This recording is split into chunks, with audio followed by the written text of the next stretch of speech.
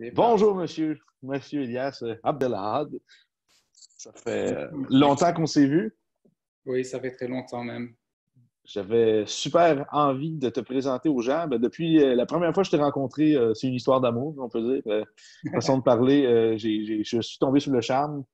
Personne exceptionnelle, un grand cœur, très intelligent et très unique aussi, avec un parcours de vie unique. Donc, bon, je suis allé chez toi aussi à Toronto 2 fois. On a passé quand même du temps ensemble. Puis, je suis vraiment content que maintenant la technologie nous permette un petit peu de. Et le moment COVID et compagnie nous permet de pouvoir passer un peu de temps à discuter ensemble et de partager un peu de chacun de nous aux autres.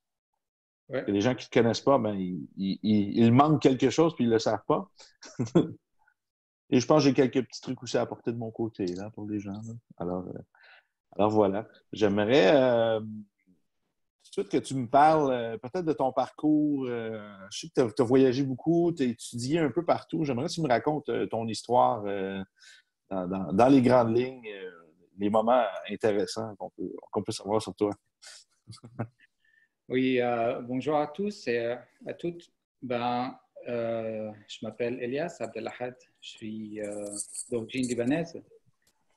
Ça fait 6 ans que j'ai déménagé, immigré à Toronto et j'ai commencé mes études en physiothérapie au Liban et ensuite j'ai fait des cours d'acupuncture, de shiatsu.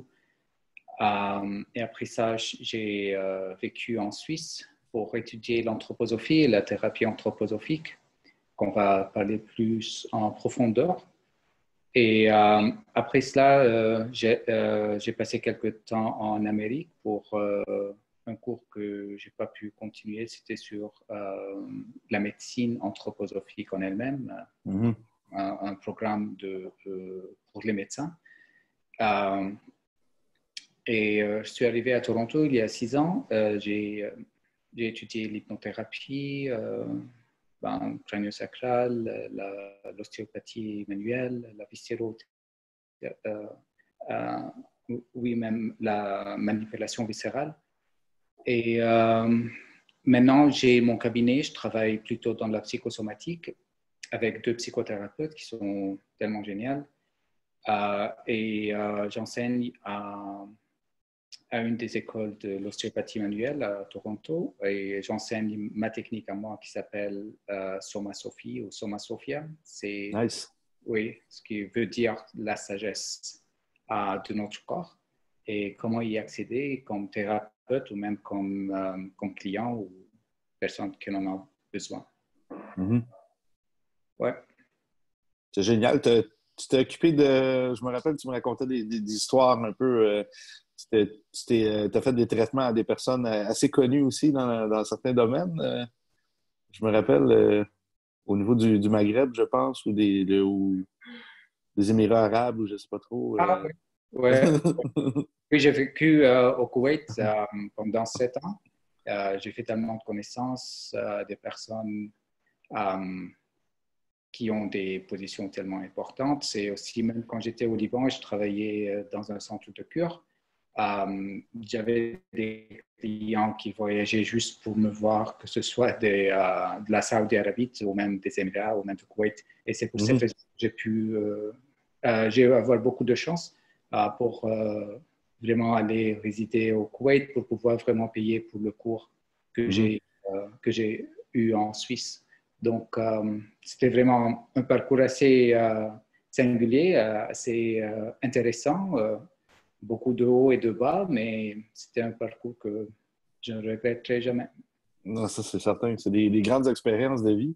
Comment qu'on appelle ça, l'anthroposophie? C'est quoi ton titre? Je sais que tu es physiothérapeute, ostéopathe maintenant, mais c'est anthroposo. Comment tu appelles ça? Oui, je connais, il y a beaucoup de gens qui n'arrivent pas vraiment à la prononcer, car on a toujours Ouais. dans notre tête le mot anthropologie, Ouais, c'est mais ça, c'est pas la même chose. l'anthroposophie, c'est une philosophie qui est développée par Rudolf Steiner. Ouais. Euh, Ça travaille sur plutôt c'est la science de l'esprit. Même quand on dit science de l'esprit, c'est vraiment en relation avec l'anthroposophie. Donc, Mhm. l'anthroposophie, c'est l'anthropo qui est l'homme et la sophie qui est la sagesse. Mhm.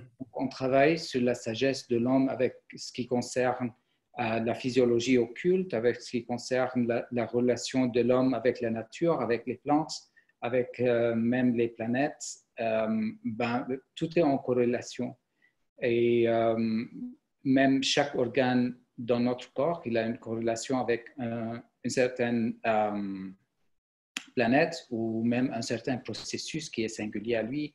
Mhm. On prend par exemple la tête, ensuite on a la cage thoracique et on a l'abdomen. La tête, ça représente la conscience, le moi, Mhm. donc c'est tellement enfermé, il n'a pas beaucoup d'ouverture. Et ensuite, si on prend la cage thoracique, elle est à moitié ouverte, donc c'est un lien vraiment de connexion, mais de savoir où sont nos limites, nos boundaries. Mhm. Ça. Et ce qui convient avec l'abdomen, c'est vraiment la totalité ouverte qui est toujours en action, qui n'arrive pas à, à s'éteindre. Même la nuit, on digère tout le temps, mais la nuit, on ne pense Mhm. plus. Tandis Mhm. que le système de la cage thoracique, c'est le système rythmique. Ça met l'harmonie entre ces deux polarités, si je pourrais le dire. Ouais, je comprends. Ouais. Donc, on a le processus de l'antipathie, on a le processus de l'empathie, Mhm. et on a le processus de la sympathie dans le métabolisme et le système limbique. Mhm. Et ça va même aller jusqu'à y parler des processus psychologiques ou même psychoneurologiques. Donc, il y a toujours des trucs qui peuvent vraiment être en corrélation avec autre chose. Pour moi, vraiment avoir la curiosité, comment ce truc travaille, c'est vraiment de casser toutes les règles et de voir comment je peux Effectivement. faire un amalgame pour arriver à une totalité de cet organe-là. Quelles sont les relations que je peux trouver n'importe où avec autre chose, que ce soit avec les dents, même le cours que j'ai pris avec toi, Nicolas, c'était tellement Hein? super. Non, franchement, ça m'a beaucoup aidé à voir autre chose, d'autres corrélations que j'ai jamais entendues Mhm. avant. Donc, il y a toujours des trucs nouvelles à explorer et à vraiment avoir un open mind et une ouverture de l'âme. Donc, en grosso modo, On ne sait rien, hein. Plus on en sait, moins on en sait, on dirait, hein. ouais, C'est fragilisant comme parcours, la vie. Je trouve que plus je vieillis, plus que je sens que, mon Dieu, que ça va trop vite, puis que je commence à peine à maîtriser puis à comprendre un peu certains trucs, puis déjà, on dirait qu'on est sur la pente descendante, puis c'est quelque chose, ça fait peur quand même, hein. On essaie de se reconnecter, mais la vie nous déconnecte toujours, hein, la performance, la pression, le travail, le temps, puis on le sent bien en ce moment, hein. Je ne sais pas si tu as remarqué avec le confinement, puis tout ça, la pandémie, on dirait qu'on c'est de plus en plus dur de nous reconnecter avec nous-mêmes en ce moment. Il y a beaucoup de peur qui circule, il y a beaucoup de mauvaises informations, il y a plein de trucs. Donc, on est en surcharge ici, puis en bas aussi, dans nos ancrages. La peur puis l'insécurité, mais il y a aussi le cognitif qui est constamment en action. Puis nous, on doit réinventer un peu notre façon qu'on traite les gens, qu'on s'occupe d'eux, qu'on veut enseigner, parce que là, on est coincé, on ne peut pas être dans des salles avec eux, on ne peut pas faire tout ce qu'on a l'habitude de faire, qu'on commençait à maîtriser. Là, on est en train de... Il faut rechanger toutes nos bases au complet. Donc, je trouve ça c'est assez épuisant en ce moment. Il se passe beaucoup de choses. oui, oui, tu as complètement raison. Même ces jours-ci, je suis en cours en médecine fonctionnelle, ce qui est très bien Mhm. dans le confinement Mhm. convient.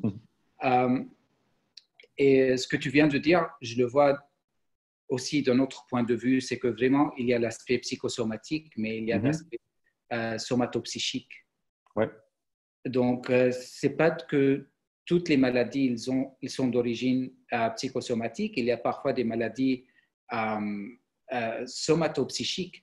Donc, le leaky gut, un problème dans les intestins, ça peut Mhm. influencer la vitalité ou même la cognition ou autre chose au niveau Mhm. cérébral et Mhm. vice-versa. Donc, le problème, c'est pas de trouver qu'est-ce qui a engendré quoi. Le problème, c'est toujours d'essayer de voir c'est quoi l'harmonie, comment je peux vraiment travailler Ouais. sur ces deux polarités pour arriver à un consensus qui est que la personne puisse vraiment vivre avec mieux de douleur ou comment on peut vraiment coopérer avec tout ça. Surtout maintenant avec le niveau de stress, c'est incroyable. C'est pour cela que je fais les petites vidéos là sur mon compte Instagram pour que les gens vraiment puissent y aller là-bas. C'est 2 à 3 minutes à travail sur Ah, c'est l'anxiété. très cool. C'est super.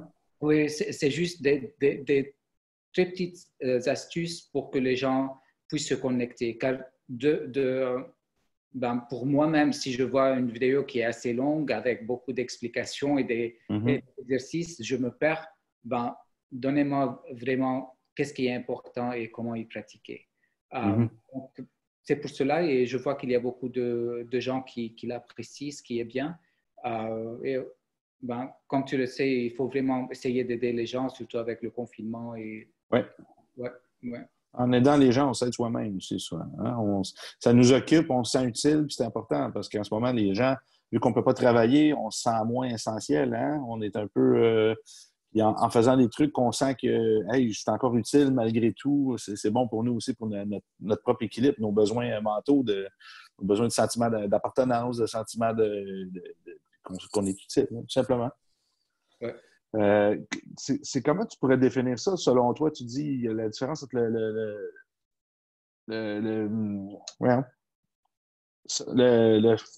j'ai un blanc. Somato psychique Ah, oui, oui. et tout simplement le somatique qu'on connaît habituellement, que le corps va exprimer certains mal-être.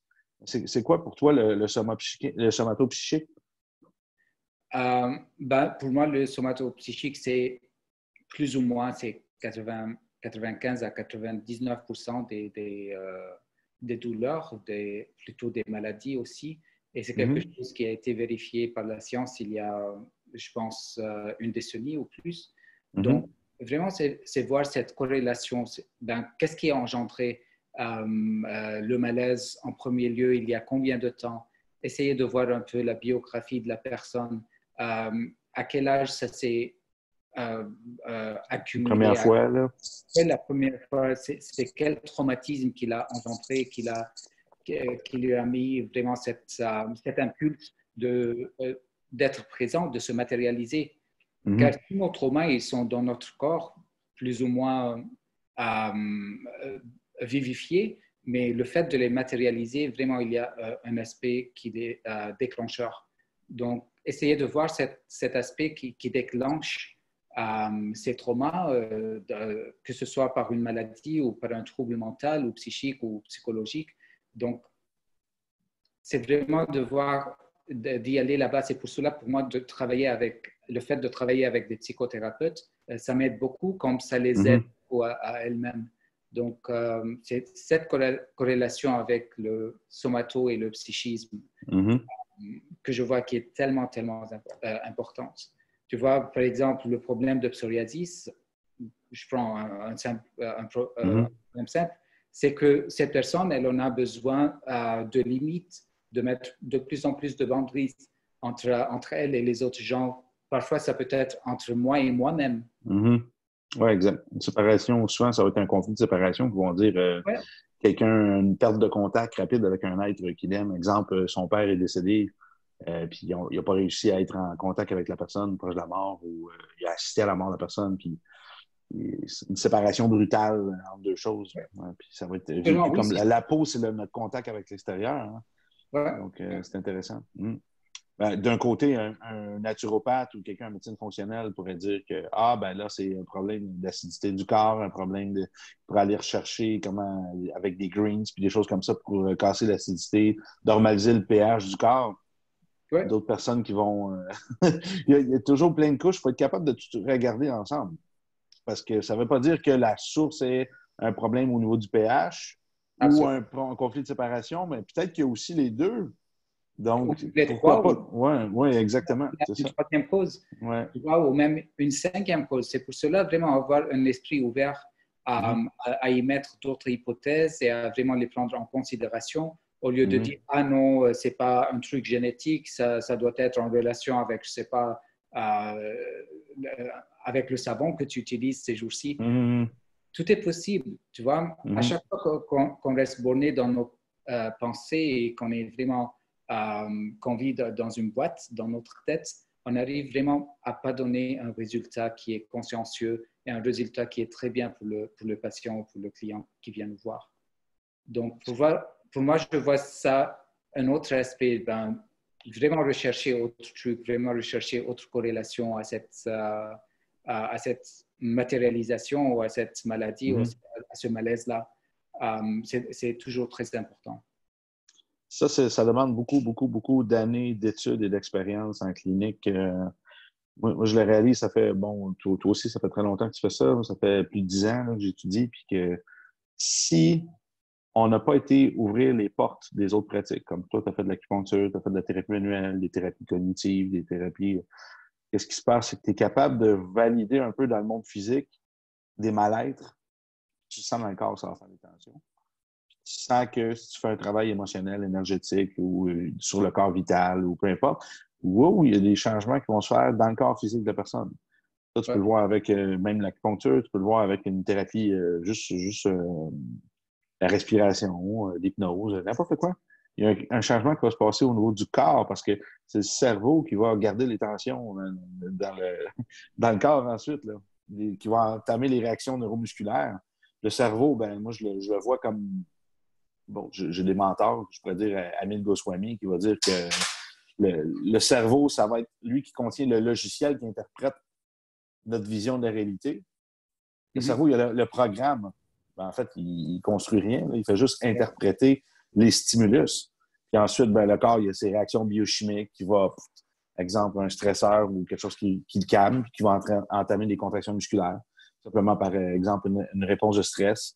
Exemple, je ne suis pas d'accord avec ce système de croyance-là, ben, tout de suite, la réaction, ça va être d'augmenter le cortisol. Donc, production d'adrénaline pour un combat X. Ça peut être un débat verbal ou ça peut être un combat physique. Il va toujours avoir une même réponse. Les fonctions digestives vont arrêter, le muscle va crisper, la mâchoire va crisper. Il va se passer des trucs X, mais cette personne-là, elle vit toujours... Elle n'aime pas son travail, elle n'est pas nécessairement heureuse à la maison, elle est toujours dans un mode semi-défensif. Parce qu'elle se bat contre... Elle refuse de réaliser qu'elle a un système de croyance qui peut lui causer des problèmes. Ou tout simplement que son programme en arrière n'a pas eu un programme qui a été mis à jour de façon optimale. Ça peut être les parents qui leur disent « ça c'est mal, ça c'est mal ». Oh, Elias, c'est un arabe. Ouais. Les arabes, sont méchants. Puis, ensuite, ben, ces lunettes qu'elle a pour regarder le monde, son programme, ben, ça va toujours être en fonction de ça. C'est dur ensuite de dire « hey, change ton programme ». Ouais, mais comment tu veux que je le change? Ma vision de la vie est basée sur mon programme. Ça, c'est pour ça que ça devient intéressant d'avoir des thérapeutes psychocorporels qui peuvent nous aider à nous faire comprendre que peut-être ton programme, on peut le mettre à jour puis tu ne mourras pas. Hein? Ça va bien aller. Ça va peut-être t'amener vers un certain mieux-être, vers certaines choses. Des fois, nos maladies, nos schémas mentaux vont venir affecter le corps vital. On peut parler des chakras, des méridiens. Puis ensuite, eux vont aller affecter le corps physique parce que le corps physique serait une manifestation de l'énergie qui va guider les atomes, qui vont former des molécules, qui vont former des systèmes, des organes, des choses comme ça. C'est ça que, vraiment, moi, en ce moment, dans ma pratique, ce qui m'intéresse, c'est de moins en moins ta tête radiale est déplacée à cause que ça ne m'intéresse plus. J'ai travaillé comme ça longtemps. Ensuite, j'ai commencé à m'intéresser aux ondes réflexes du corps, à l'énergie, à la neurologie. Mais là, je suis allé en médecine intégrative, je suis allé en médecine fonctionnelle, je suis allé un peu dans tout. Je réalise que, mon Dieu, ce qui m'intéresse, c'est la physique quantique, l'homme, l'énergie, la conscience, tout ce qui fait qu'on se manifeste, on se manifeste et on se démanifeste constamment dans l'espace-temps. Ce qui fait que les deux ensemble, on est là et qu'on n'a pas l'air de bouger, c'est qu'on s'est donné un rendez-vous énergétique, de façon de parler, puis qu'on est là. Mais si on mettrait des caméras super précises, on verrait qu'on est en train de disparaître puis de réapparaître constamment. On bouge tout le temps. Ça, c'est puissant quand tu réalises à quel point la conscience puis l'esprit vient modifier la structure physique, donc faire apparaître des mots, faire apparaître des fluctuations au niveau de l'énergie, puis tout ça. En ce moment, les gens stressés, ils sont bloqués dans le mental et ils n'arrivent pas à accéder au supramental. hein, qu'on peut dire. Le supramental, c'est lui qui viendrait l'intuition, qui viendrait je change cette situation-là par j'ai une idée, on va essayer ça. Ça, c'est vraiment plus le supramental. Ton cerveau, il n'est pas fait pour créer, il est fait pour interpréter. Oui, absolument. La façon que je vois ce que tu viens de dire, c'est vraiment ces gens-là, ils ne pensent pas pour eux. Ils ne vivent pas pour eux. Ils vivent pour matérialiser les vœux de leurs parents, de leurs Oui, souvent. enfants, de leurs partenaires, de leurs amis, de leurs frères, sœurs. Et puisque je n'existe pas, j'existe dans mes pensées, mais je n'existe pas comme être humain. Donc, il y a une sorte d'oubli ou même de déni de notre corps physique. Mm-hmm. C'est pour cela, tu vois, les gens qui vont pour la drogue ou autre chose, c'est vraiment cette sensation d'existence au niveau physique même, vraiment au niveau du corps, au niveau de la peau, au niveau des os, des muscles. Et pour moi, à chaque fois que j'essaie de vraiment éveiller cette sensation, il y a des gens qui entrent dans un état de choc et c'est juste par un simple toucher au niveau du mollet, hein, au niveau des mollets. C'est même pas un massage qui est tellement forcé ou une manipulation ou quoi que ce soit. Ouais. C'est juste le fait de même tenir les mollets, ça peut les aider à s'incorporer. C'est cette sensation de chaleur, c'est cette écoute que, en d'autres termes, le message que j'envoie, c'est que je suis là pour toi. Ça, c'est puissant. Je me rappelle de ton toucher. Tu as vraiment un toucher particulier que je n'ai pas ressenti ailleurs. Il y a quelque chose de très spécial avec ton toucher. Puis je suis très content que tu sois allé étudier en ostéopathie par la suite parce que tu avais déjà cette profondeur-là. On s'en allait vers ce point-là graduellement dans la conversation. Mais tu as une écoute, une espèce d'écoute tissulaire que la personne, par ton écoute, ressent cette écoute-là. Et là, elle n'a pas le choix de participer inconsciemment un peu dans le toucher. Wow, qu'est-ce qui se passe? Ça, c'est vraiment comme un petit don là, hein, qui est assez particulier. Mais les gens n'écoutent plus leur corps. Ils veulent souvent être complètement déconnectés. Ils ne s'aiment pas nécessairement, ne prennent pas le temps de se reconnecter à eux-mêmes. Puis les gens, ils ne sont pas dans le présent. Ils sont sur le téléphone, ils vont penser à ce qu'ils vont faire dans le futur ou dans le passé, mais ils sont rarement dans l'instant, savoir qui je suis, comment je me sens, juste prendre une grande inspiration, faire « Oh, ça, il y a une tension là, je ne sais pas c'est quoi. » Moi, j'aime bien faire des douches froides ces temps-ci. Ça ne me tente pas toujours. Hein. Des fois, j'aurais le goût de prendre ma douche chaude puis de me coucher dans le lit puis écouter la télévision comme tout le monde en mangeant une pizza. Oui, pour moi, ce que je fais le matin, c'est que j'utilise un loofah. Un quoi? J'utilise un loofah. Le loofah. OK, un loofah. Ouais. C'est tellement rigide que vraiment, je me frotte tout le corps. Ça réénergise, ça met ma conscience dans toutes les particules de ma peau, de mon entité corporelle physique. Et je me sens vraiment éveillé à tous les niveaux. Un exfoliant quasiment, là, le loofah. Oui. Non, vraiment, c'est quelque chose de très rigide que j'adore et je l'utilise tous les jours. On a développé le produit. J'ai posté beaucoup d'annonces avec ça. Je ne sais pas, j'en ai eu ça. C'est pour ça que j'ai un pas beau, là. C'est un sample. C'est un Proprioception and Answer, un gua sha qu'on a développé. Je le fais toujours je le fais toujours. Absolument. C'est super intéressant. C'est inconfortable, mais cet inconfort-là nous fait dire qu'on est vivant, on a des sensations, ça nous reconnecte. Le système nerveux, il réagit excessivement efficacement. Là. On sent ensuite, on est connecté. La peau devient le cerveau. Hein? C'est l'embryologie appliquée. Là. Ça devient le système nerveux qui devient le cerveau. Quand tu touches la peau, c'est incroyable tout ce qui se passe au niveau du cerveau. C'est un feu d'artifice. Tu sais, je travaille beaucoup avec des ondes réflexes. Tu sais, c'est pas pour rien. C'est parce que le cerveau allume. Puis il y a quelque chose de fabuleux dans notre métier quand on incorpore la thérapie manuelle. Le toucher, c'est le seul des sens que si on le perd, on devient fou. Ouais. C'est fou. Parce qu'il y a des gens qui se laissent mourir. Il y a des gens qui ont une maladie qui perdent le sens du toucher. Imagine, tu es assis dans une chaise, tu sens ton poids en ce moment. Imagine-toi, tu ne sentirais même plus ton poids. Tu ne sais plus t'es où. Tu ne sais plus tes pieds sont où par rapport à ça. Ça doit être fou. C'est le seul sens qui valide notre existence dans le monde physique. Et ensuite, tout est construit dans le cerveau. Ouais.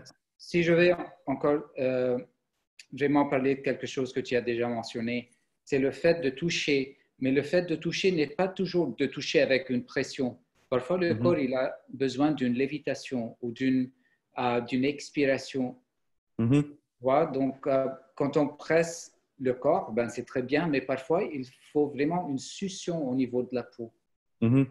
Car le fascia, ça travaille dans les deux directions, ça respire.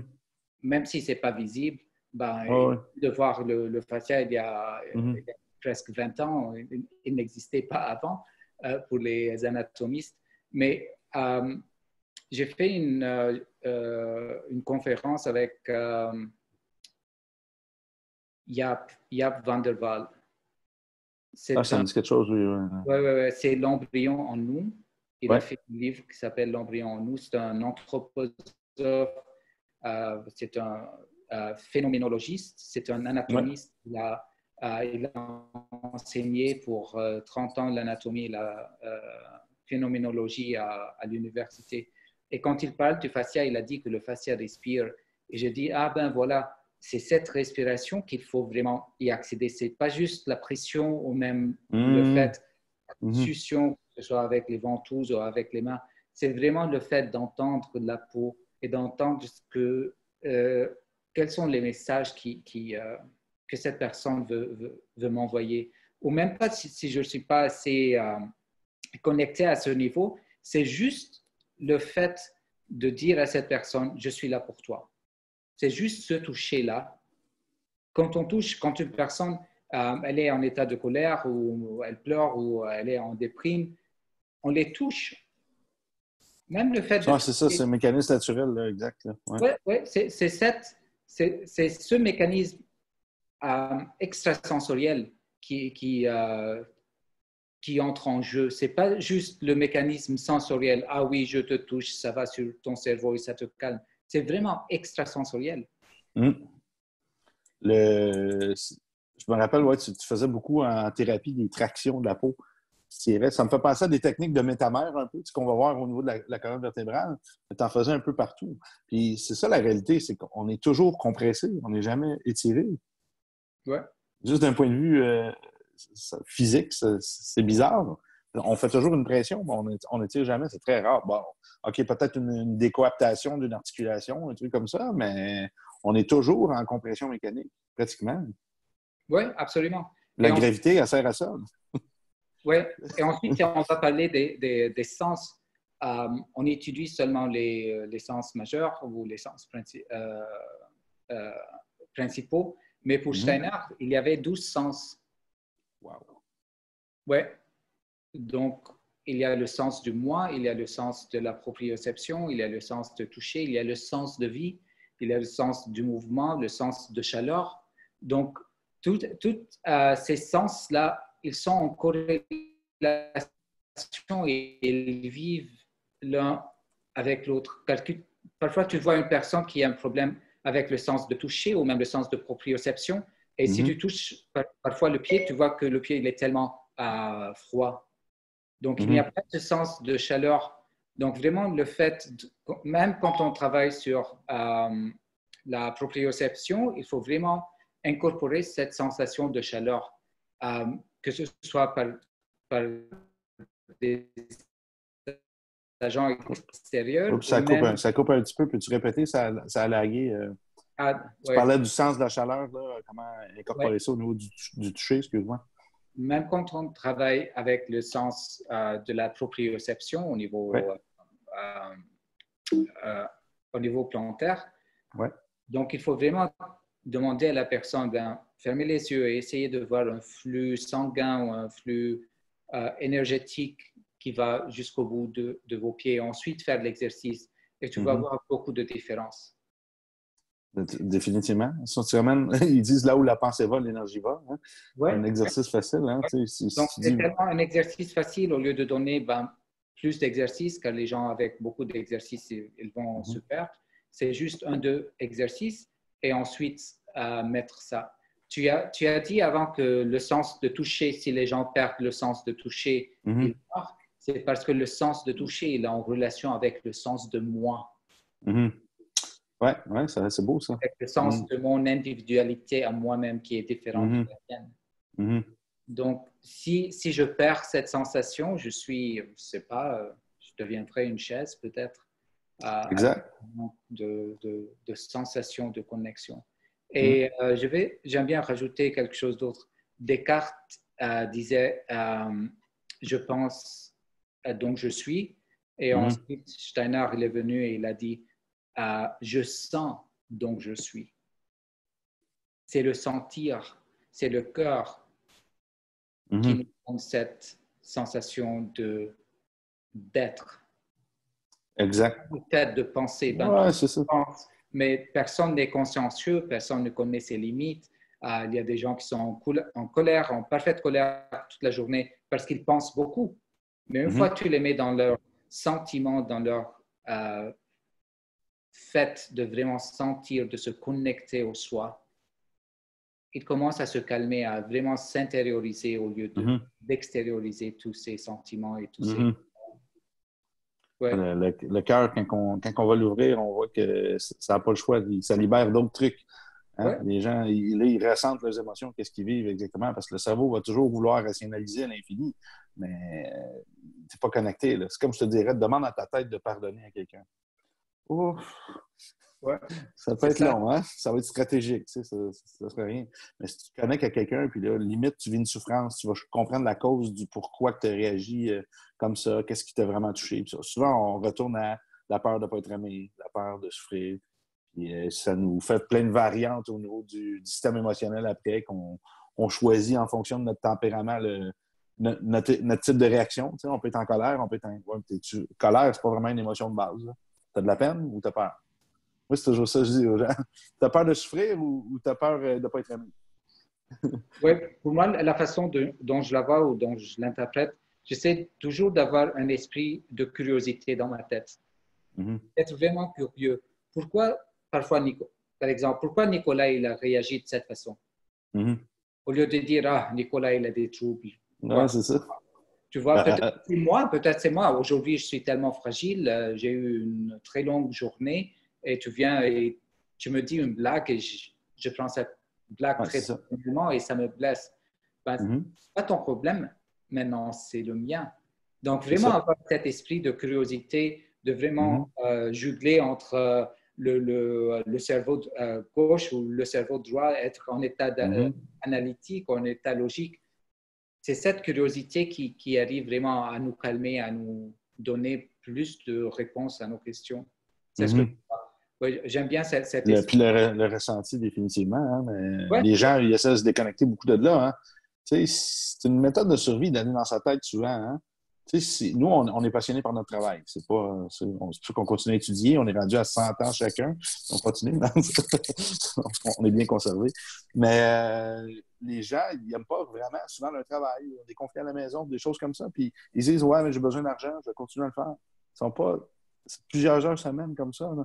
Ils retournent à la maison, ils savent que demain, ils vont retourner travailler, puis attendre leurs vacances 1 ou 2 fois par année. Je me dis, mais c'est pas là que tu te reconnectes sur ton cœur, là. C'est tous les jours, il faut que ça se fasse. Là. C'est fou, là. Je trouve ça, je regarde ça, les gens sont masochistes, là. Ils se font du mal, là.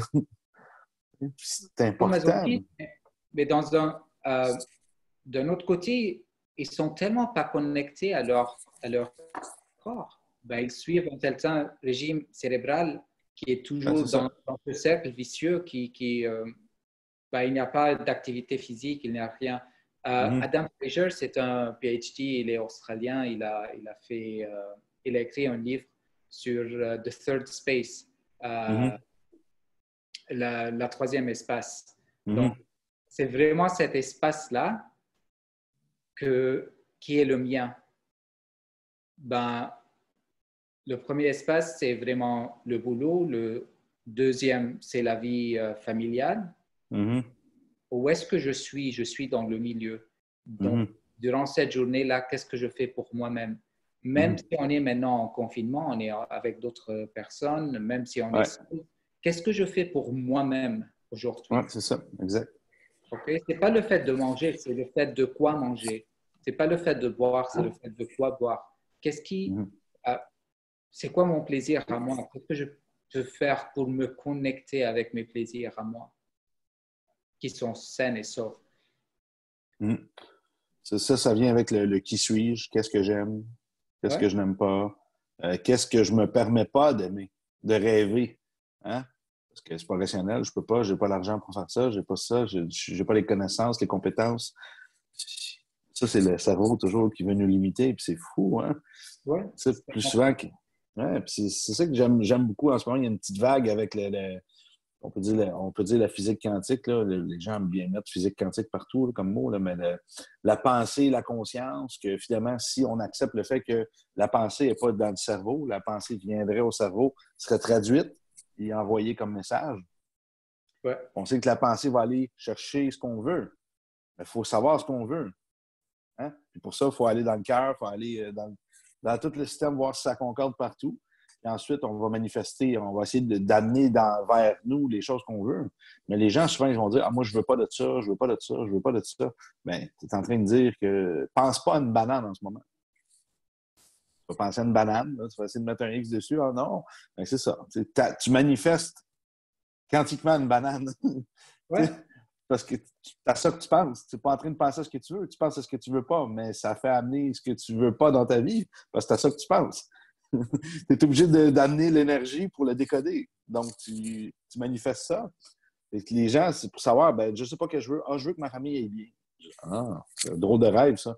Ça, souvent, on va voir ça, les gens, les mères de famille, souvent, des gens qui vivent dans des maladies chroniques, dans des douleurs, ça fait longtemps qu'ils sont là-dedans, mais je dis, OK, mais je leur fais dresser des listes. Écris-moi les personnes, qu'est-ce qui est important pour toi.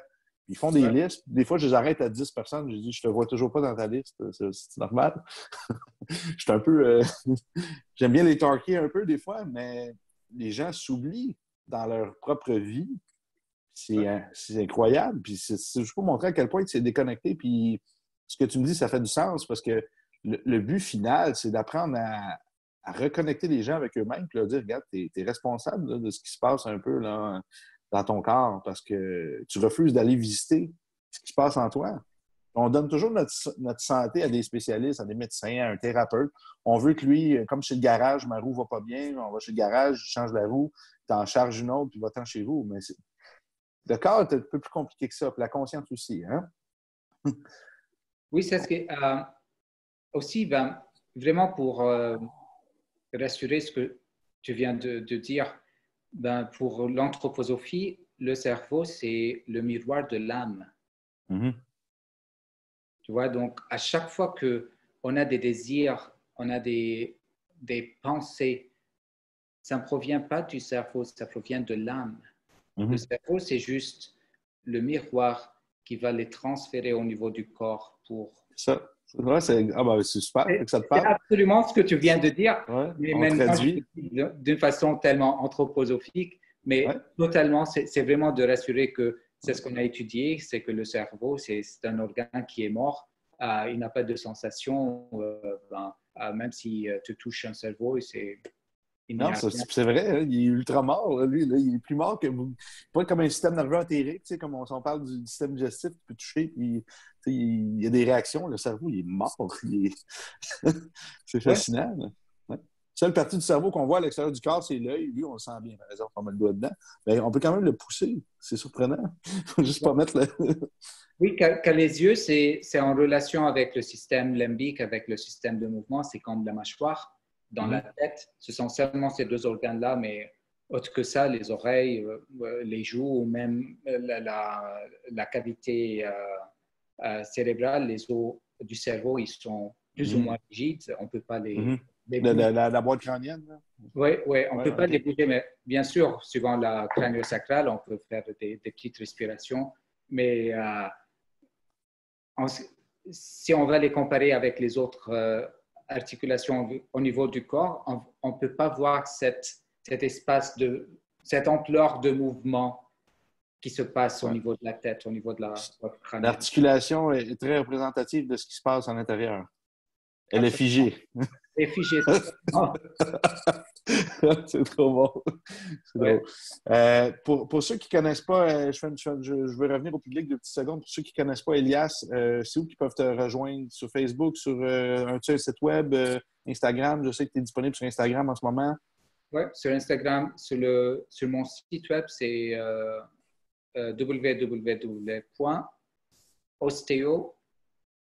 OSTEOSOFIA.com. Ostéosophia. Ostéosophia. OK, parfait. Ouais, Super. Génial. Je vais l'écrire aussi dans mon petit truc. Je vais pouvoir le repartager aux gens en merci. même temps. Ben ouais, ben c'est important. Je t'aime. J'ai besoin que les gens te connaissent. P-H, non, pas Sophia. S-O-F-I-A. Ouais, c'est pas le pH car il est déjà OK. pris, donc j'ai mis Point le. com. Parfait. Pour comment qu'on appelle quelqu'un qui pratique l'anthroposophie? Un Anthropologue. anthroposophe? OK, parfait. Comme un philosophe de l'anthropologie. Ouais, ouais. Excellent. Pour ceux d'Elias qui ne me connaissent pas, Nicolas Desjardins de l'Institut Neuroperformance, vous pouvez aller voir institutneuroperformance.com. On est sur toutes les plateformes possibles, YouTube, Instagram, etc. Vous devriez avoir un petit Linktree qui amène à tous mes médias. En même temps, on donne un livre gratuit. Ça dépend de quand est-ce qu'on le partage ici, mais en tout cas, c'est sur la nutrition pour le sport ou un autre livre gratuit aussi sur le testing du système nerveux. Un peu, tu n'es pas venu faire mon niveau 1 à moi, tu es venu faire les formations quand j'enseignais pour AMN avant Académie. Mais avec l'Institut Neuroperformance, j'ai donné un cours sur le testing du système nerveux. C'est vraiment cool. Un petit livre que tu peux downloader. Il est en français, en anglais. Si jamais tu veux le partager, c'est gratuit. Donc, voilà. J'aimerais qu'on parle des mains, parce que là, on parle beaucoup du senti, du cœur, des émotions, mais là, ton métier, on est quand même des thérapeutes manuels aussi à la base, avant de s'être laissé dériver vers des pratiques plus complexes. C'est drôle parce qu'on dirait qu'avant qu'on commence, les gens souvent vont juger qu'est-ce qui a de l'air un peu moins mécaniste. Ouais. Mais pourtant, on est d'excellents thérapeutes manuels à la base. Là. C'est juste qu'on a réalisé que le corps, ce n'est pas tout. C'est qu'un des systèmes. Il y a après, tu sais, tu peux avoir tu vas avoir la biochimie, tu vas avoir l'émotionnel, tu vas avoir l'énergétique, tu vas avoir le physique. Tu peux juste travailler le physique. Et en plus, juste avec tes techniques de physio, exemple, là, il y a des ostéopathes, il y a des chiropraticiens, il y a des massothérapeutes, il y a plein d'autres techniques. Mm-hmm. Le but, c'est d'apprendre ça. Si tu t'en vas dans le corps vital, ben, tu peux aller en Ayurveda, tu peux aller en homéopathie, tu peux aller en, en acupuncture. C'est tout du corps vital. C'est de Ouais. l'énergie invisible, tu ne vois pas. Là, tu peux aller dans le corps mental, tu peux aller en programmation neurolinguistique, tu peux aller en hypnothérapie, tu peux aller en psychologie, tu peux aller en psychiatrie, tu peux aller. Il n'y a pas de fin. Jamais. Puis ensuite, puis c'est toujours ça. Il ne faut pas se limiter à nos systèmes de croyances puis se dire j'ai un diplôme sur le mur, un certificat et j'ai tout compris, puis voilà, je suis le maître du monde, et tout le reste, c'est de la merde. Et c'est pas ça fait pas des thérapeutes qui voyagent dans le monde comme on a fait, qui ont été invités par des célébrités puis des choses comme ça. Cette écoute-là du corps, je vais rester humble et modeste là, dans ce que je dis, mais on ne devient pas moins bon avec le temps puis on étudie. On étudie ces sujets-là parce qu'on réalise qu'il y a des portes d'entrée que, éventuellement, dans notre pratique, on a réalisé que je manque d'outils. Là. Il y a quelque chose qui se passe que je ne comprends pas, malgré mon niveau d'éducation sur le sujet. Je pense Ouais. que il y a quelque chose qui me parle en ce moment que je devrais aller étudier ça. Finalement, on étudie. Waouh, ça me remet en question. C'est étrange, mais on dirait que ça fait du sens. On pratique. Il se passe quelque chose. Puis c'est toujours comme ça qu'on peaufine et qu'on devient meilleur en meilleur tout le temps. Mais souvent, Ouais. les gens, ils vont voir qu'on parle de ces sujets-là, puis ils sont bizarres, eux autres, ils sont pétés un peu, ils sont flyés. Ben non, mais moi, c'est rendu normal pour nous parce qu'on a exploré, on a essayé, on a réussi à valider dans le corps physique que oui, il y a bel et bien un changement qui se passe, il y a bel et bien des modifications qu'on se fait au niveau du corps physique. Dans le niveau 2, on enseigne les testing des méridiens, des chakras, puis on montre les muscles rattachés, comment ils lâchent. On montre les systèmes de croyances rattachés avec les phrases, avec les méridiens ou les chakras. Puis on montre, exemple, une vertèbre qui est déplacée, un muscle désactivé. On corrige le truc, on va retester, la vertèbre est en place, le muscle est réactivé. On montre les changements au niveau de la posture. On touche même pas la personne. Ouais, vraiment, Ça fonctionne. ouais, je recommande tellement à toutes les personnes qui nous entendent de vraiment aller prendre le cours avec toi. Ça m'a tellement, tellement, tellement beaucoup aidé et ça m'a élargi ma conscience et même mon laisser-faire.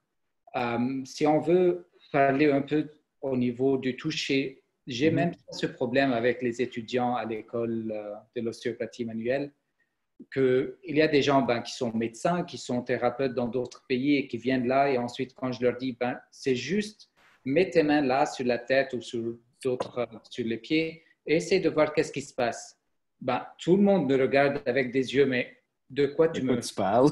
Ouais. Qu'est-ce qui se passe? C'est pas normal.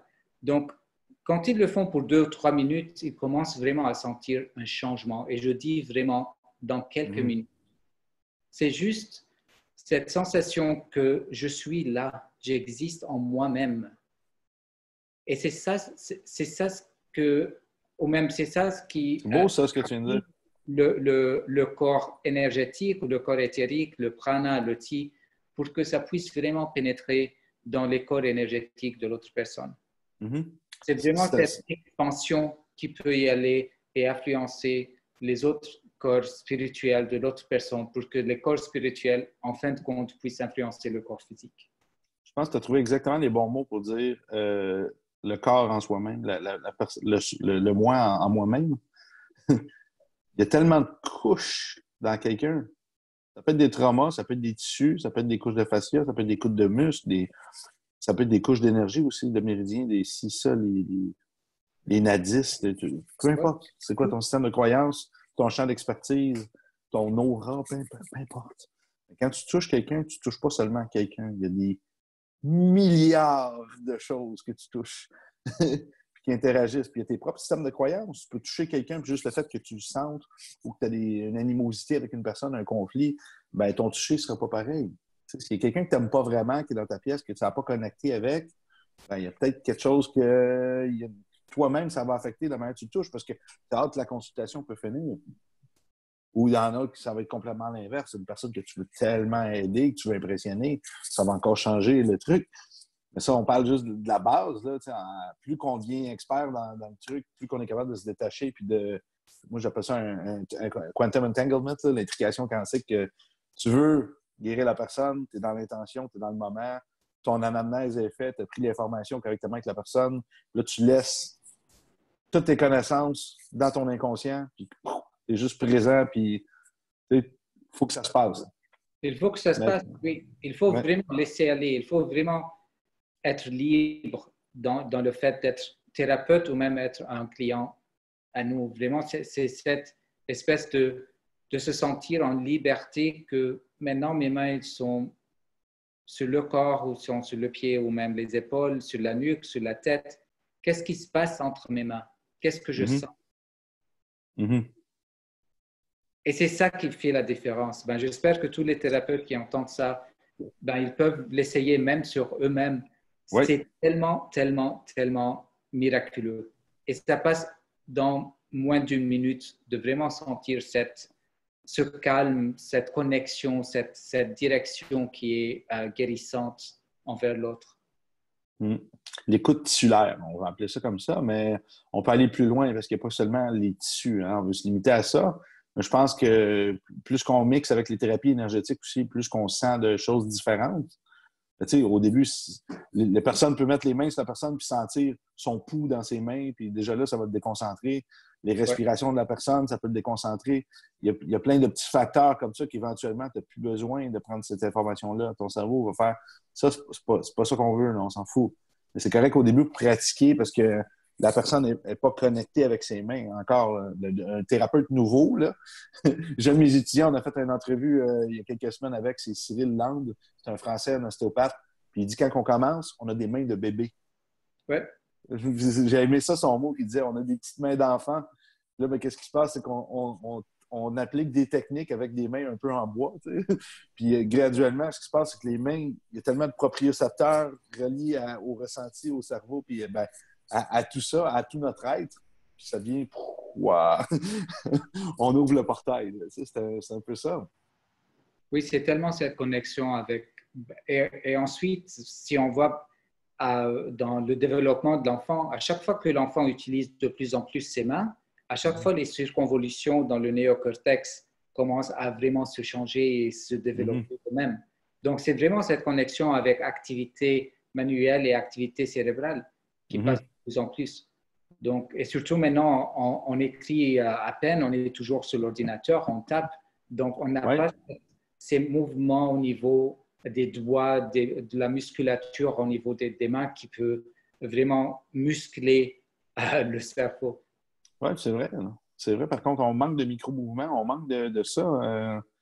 On est supposé de grimper, de prendre des objets complexes, de monter dans des arbres, lancer des roches,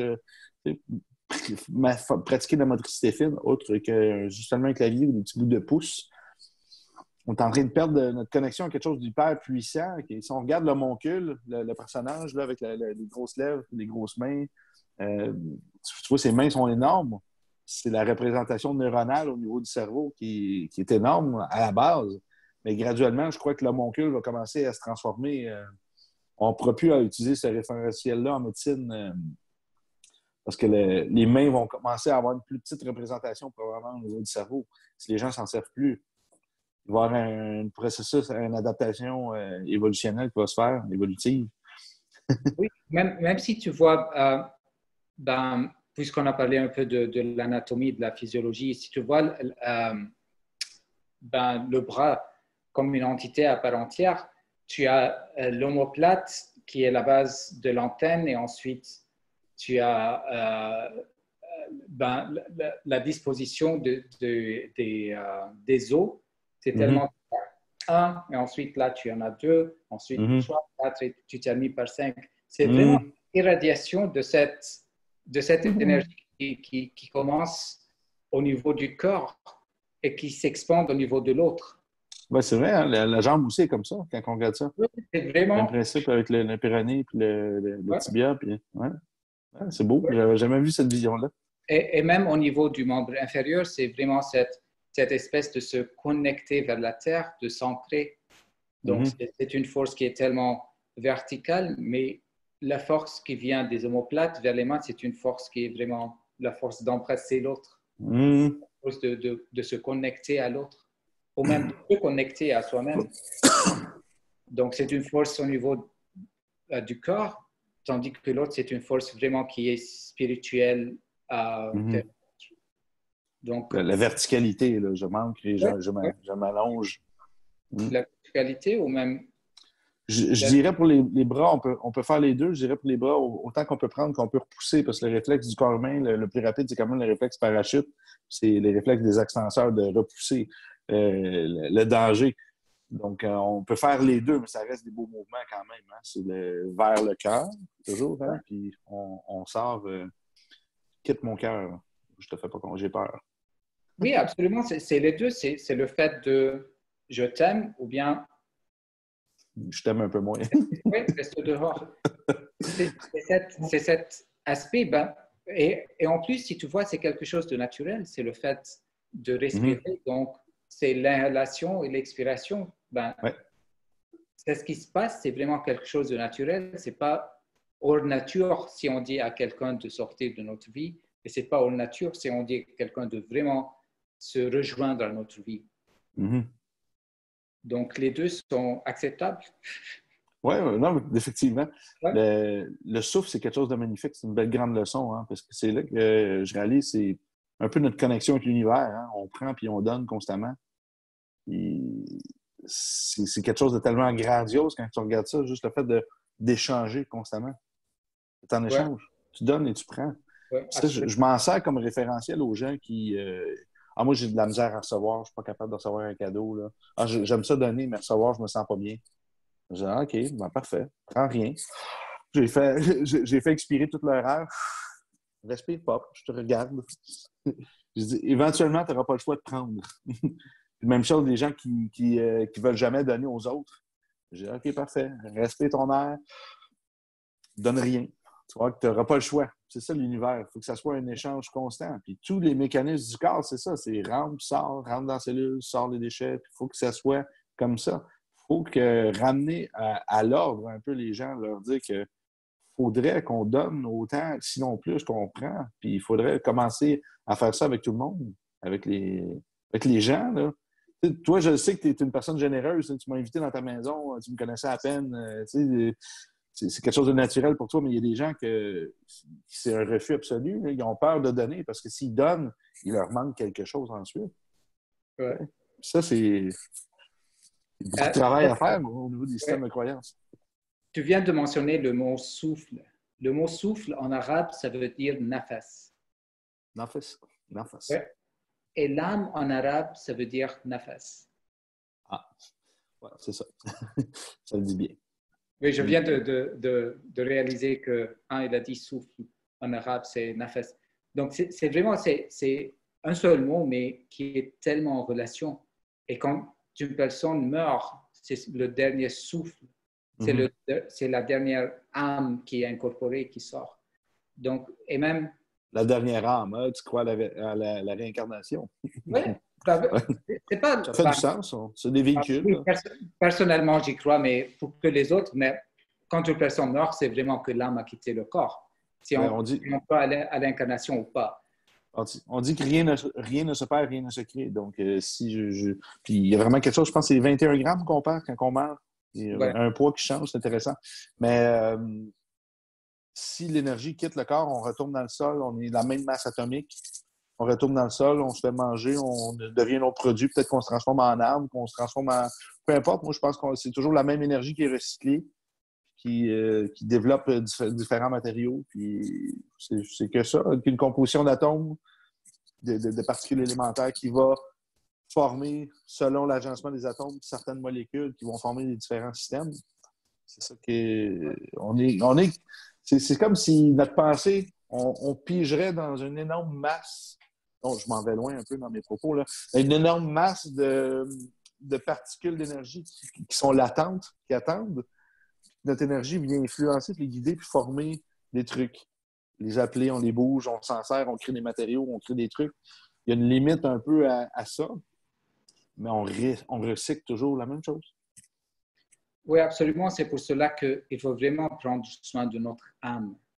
Que ce soit par le souffle, que ce soit par les petites activités qu'on fait durant notre journée, que ce soit par vraiment voir qu'est-ce qu'on désire faire aujourd'hui. C'est pas peut-être cuisiner quelque chose de spécial ou autre chose. Surtout maintenant, c'est vraiment essayer de donner, d'accomplir les désirs de l'âme. Qu'est-ce que j'ai envie de faire aujourd'hui pour moi-même? Ouais, je ne sais pas, peut-être boire un peu plus d'eau que d'habitude. Il y a beaucoup de choses, mais il faut vraiment y penser. Qu'est-ce qu'il me faut? Qu'est-ce qu'il me manque? Et ensuite, tu as parlé que lorsqu'une personne meurt, elle va perdre toutes les forces physiques et ça va... 21 grammes. Ouais. Oui, donc on revient à l'importance du souffle, à l'importance de la respiration, à l'importance de l'eau, de le souffle de vie. C'est ça, c'est vraiment combien de litres, combien de verres d'eau on boit par jour, combien on est vraiment hydraté là-dedans. Il y a beaucoup de gens qui pensent que si je bois 2 litres, je vais, excusez-moi, je vais uriner 2 litres. Ouais. C'est pas que l'eau qu'on prend, on la rejette. Il y a vraiment un processus de spiritualisation qui se passe au niveau de l'eau. Quand elle est ingérée, c'est vraiment ces ions négatifs de la Terre quand on fait les exercices de grounding. Ça change la formule au niveau énergétique de l'eau qu'on vient d'ingérer. Et ça va aller dans tous les organes et ça va nous aider vraiment à régénérer les organes, à nous mettre un peu plus en forme. Il y a beaucoup d'aspects qu'il faut vraiment y faire attention. On a besoin d'eau. Nous sommes électriques à la base. Ouais. Déjà, c'est un autre truc super intéressant. Moi, ce que je fais, c'est que mon eau, on prend de la shungite, des pierres de shungite. On met ça dans le shungite utilisé pour l'eau. En fait, on a un gros bol, on met plein de shungite dedans, on met notre eau dedans. 48 heures, ça change toutes les propriétés énergétiques. C'est vraiment super. Autant au niveau de l'énergie que des déchets. Donc, c'est ce que je bois en ce moment. Je bois beaucoup d'eau dans une journée. Tu bois pas beaucoup, Habibi? Mike, Non, I non, need non, Mike. non. Non, je suis je fais le jeûne intermittent, donc Ah, OK. ouais, j'ai même pas mangé, je mange vers 3 heures ou 4 heures. OK. Ouais, donc je passe ma matinée à boire de l'eau, du Tu fais des café. jeûnes secs? Ah non, OK, OK, OK. Ouais, ouais, je suis encore à jeûne. OK. Attention avec les cafés, par exemple, si tu fais des jeûnes, parce que le café va accélérer ta phase 1 de détoxification du foie. Là, Ouais, ça l'accélère. Ouais, c'est ça, c'est un peu plus j'essaie de dur. boire du café organique et Euh, je sais tous les malfaits du café, mais j'adore. moi aussi, j'aime ça, c'est pas facile. C'est Hey, on pas peut pas être parfait, on peut pas être parfait, on peut pas être beau gosse comme ça et pas boire de absolument, café. Écoute, absolument. c'est un choix. C'est des blagues. On a parlé beaucoup de l'humain dans la globalité, puis c'est vraiment ça. Je pense on a déjà parcouru ce point-là, mais on peut pas exclure rien. On est à la base, physiquement, on est habitué à voir le corps humain comme d'une façon de mécanisme, que tout est collé, mais en fait, d'un point de vue atomique, si on regarde la physique quantique, il n'y a rien qui se touche à rien, nulle part qui se touche. Tout ce qu'on fait, c'est pousser un champ électromagnétique. Donc, on est électrique vraiment à la base. Je me rappelle plus qui disait ça. Il disait que Dieu est électrique. C'est un scientifique qui disait ça, parce que je trouvais ça intéressant quand même. Ouais. Il a basé un peu son. S'il y avait un Dieu, pour lui, ça serait une grosse force électrique qui insuffle un peu ça dans toute chose. Parce que si tu regardes, tout organisme vivant produit de l'électricité. Tout organisme mort ne produit pas d'électricité. Ouais. C'est quand même intéressant. Oui, et c'est même cette émergence électromagnétique, tu vois, qui forme plutôt l'être humain. Ouais. C'est l'électricité qui est de plus en plus spirituelle, c'est les pensées qui viennent d'un coup de foudre, au lieu que le magnétisme qui est plus terrestre, qui est plus lourd. Oui, donc on est toujours dans cette espèce de gravité lévitation. Tu vois, donc l'électricité, ça nous donne cette espèce de lévitation, d'être, je sais pas, un peu dans l'air, mais la gravité, c'est le magnétisme qui nous pousse dans la Terre. Je commence à comprendre un peu qu'est-ce que tu dis, là. C'est assez complexe, là. J'essaie d'imager ça, mais oui, je comprends ce que tu dis.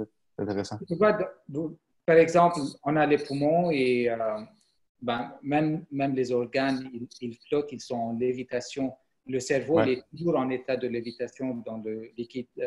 cérébro-rachidien. Je vais faire une parenthèse peut-être avant que tu continues pour les gens qui écoutent, qui essaient de comprendre. Si vous êtes d'un point de vue mécaniste, non, il ne lévite pas. OK? Là, on parle vraiment cerveau gauche. C'est une image visuelle que la cage thoracique serait comme une pièce et que les poumons flotteraient dans le milieu de la pièce. Un peu comme le cerveau serait dans la boîte crânienne au-dessus du corps. C'est un peu ce que tu veux dire.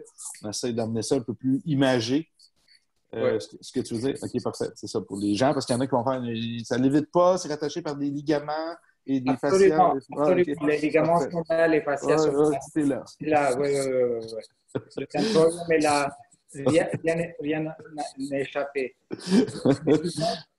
Mais tu vois, avec l'âge, on perd cette espèce ou cette force qui est plutôt électrique et on est vraiment dans la gravité.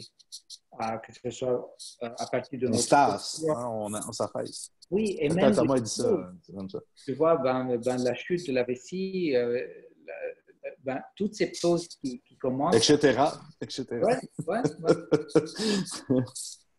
C'est vraiment cette espèce, c'est pas totalement généralisé, c'est pas le mot généralisé, c'est pas totalement le fait que oui, le cerveau il est en lévitation, mais vraiment voir une personne qui est à l'âge de 12, 13, 14 ans et voir une personne qui est à l'âge de 80, 90 ans. C'est vraiment cette espèce de lévitation qui s'échappe et qui devient de plus en plus une espèce de sclérose ou même de lourdeur magnétique, de gravité. Donc, on retourne à la Terre. Hein? On est vraiment comme un arbre qui pousse au début, hein, qu'on veut même nos idées, hein, on est complètement, on veut changer le monde, on vient tout, puis graduellement, ce qui se passe, non. Regarde à terre, c'est là que tu retournes. Ouais. C'est pour cela l'exercice de la rose ou l'exercice de la fleur qu'on fait beaucoup dans les thérapies psychosomatiques, c'est le fait de vraiment se fermer sur soi-même et ensuite de s'ouvrir vraiment dans cette espèce et ensuite aller et se renfermer sur soi-même. Il est tellement important de vraiment vivre dans cet espace d'électricité, de magnétisme, de légèreté, de lourdeur, d'expansion et d'hystérie et de dépression. Oui, c'est important parce que je pense que c'est là qu'on connaît nos limites aussi en tant que personne. On ressent physiquement, c'est comment être dans deux états. Ouais. Il faut vivre les deux là, quand même. Là. Il faut vivre les deux et ensuite d'envoyer des messages au cerveau que même si quand je suis dans cet état-là, je peux s'en sortir. Oui, c'est ça. J'ai le potentiel d'éclore. De me rééquilibrer, de me réharmoniser, de voir c'est quoi, d'être vraiment, de vivre dans l'équilibre plus ou moins. On en a dit des choses. Je pense que s'il y a des gens qui nous écoutent dans le coin de Toronto, il y a quand même une belle francophonie en Ontario. Je t'attends que tu viennes enseigner avec nous, là, qui sait, un jour peut-être. Là, en ce moment, tu enseignes en anglais, là, j'imagine, à Toronto, pour l'école? Oui. OK, parfait. C'est quoi tu enseignes un peu, si ça peut aider les gens à mieux comprendre ce que tu fais? Parce que j'ai quand même un crowd qui est bilingue, là, qui seraient peut-être intéressés. Oui, ben, ce que j'enseigne, c'est vraiment le fait, c'est la connexion entre l'âme et le corps. Donc, je travaille sur le corps éthérique, sur le corps astral, sur le moi, sur le corps physique, comment ça se développe. Donc, il y a une petite, peut-être 2 heures de cours en anatomie spirituelle, comment ça se passe, mais avec des preuves plutôt scientifiques. Quel âge, l'âge, le tempérament qui change et tout ça. Donc, les gens, quand ils l'entendent, ils disent « Ah oui, c'est vrai, ça s'est passé avec moi. » Et après ça, on passe à l'action qui est tellement pratique. C'est le fait de toucher. Il y a des exercices préliminaires qu'on commence avec. Et ensuite, on passe à traiter nous-mêmes, donc à traiter l'un l'autre. Mais plutôt, c'est vraiment de savoir c'est quoi la conscience et c'est quoi la science et c'est quoi la philosophie de notre corps. C'est vraiment la sagesse de notre corps. C'est pour cela mon cours, il s'appelle Soma Sophia. Et la relation entre le corps et la sagesse. Soma Sophia. Oui. PHIA ou FIA? Oui. FIA. OK, parfait. Génial. Ben, un énorme merci de t'avoir eu. On va peut-être faire une entrevue en anglais si tu veux. Merci. Mais toujours un honneur de te voir. J'ai hâte de te revoir. Puis ça va être mon tour d'être étudiant avec toi. Ça dure combien de temps ta formation environ? Ben, c'est en plusieurs niveaux, mais niveau 1, c'est 2-3 jours. OK, parfait. Ouais. Car dans le deuxième niveau, on passe aux actions planétaires, au message, car chaque planète elle est en relation avec un organe. Wow. Donc, comment accéder à ces organes-là suivant un simple toucher. OK. Vraiment intéressant. Ça m'intéresse beaucoup. Je pense qu'on va faire l'échanger. Ça fait longtemps qu'on s'est vu, puis nos techniques ont bien évolué aussi. Oui, merci. J'espère te revoir bientôt. Oui. Et merci Habibi pour ça. Et j'espère à la prochaine. Yes! Hey, un gros merci. On se donne des nouvelles.